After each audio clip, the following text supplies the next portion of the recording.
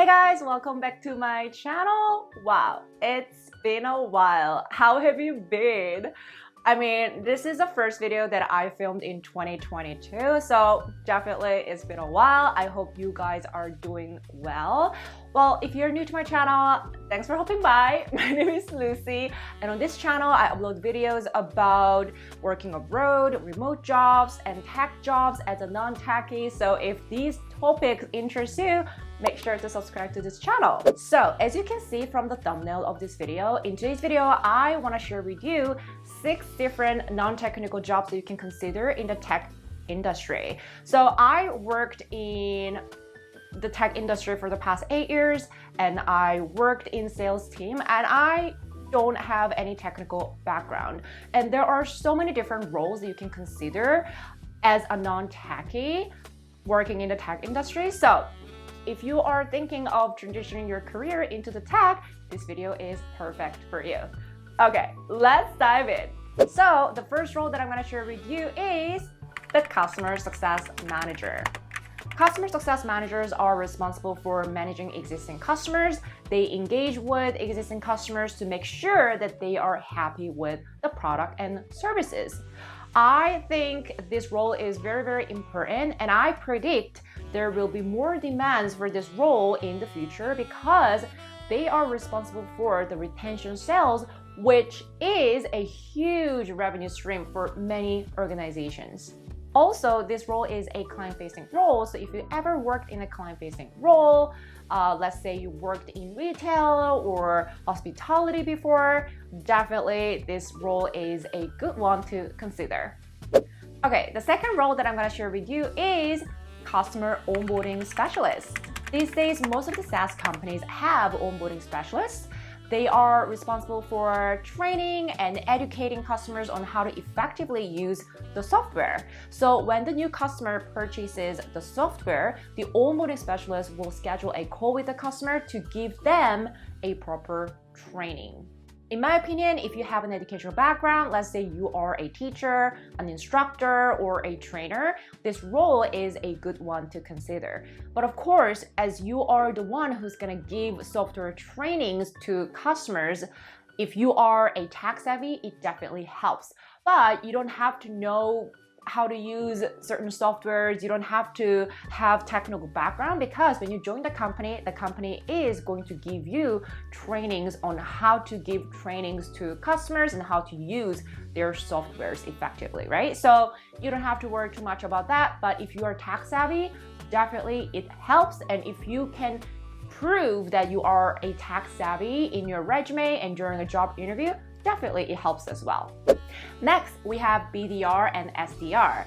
Okay, BDR stands for Business Development Representative, and SDR stands for Sales Development Representative. These are sales roles, and if you're interested in working in sales in the tech industry, make sure to watch this video up here where I share with you 7 different types of sales roles you can consider in the tech industry. Okay, BDR and SDR. All right, so some companies have BDRs and SDRs separately, but others have either BDRs or SDRs. However, what I will say is their job responsibilities and requirements that companies look for in candidates are quite similar. So the main responsibilities of these roles are prospecting, qualifying leads that were generated from marketing campaigns, and conducting customer assessments and setting appointments between account executives and customers.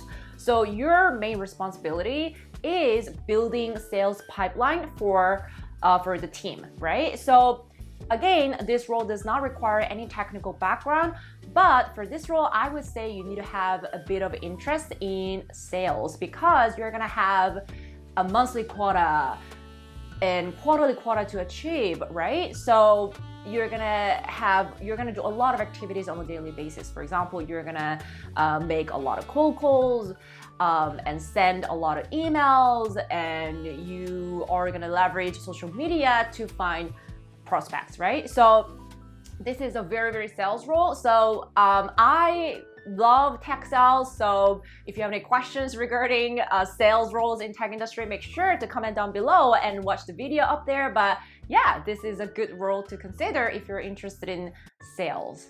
Next, we have content marketing managers. Content marketing managers are responsible for creating content for companies.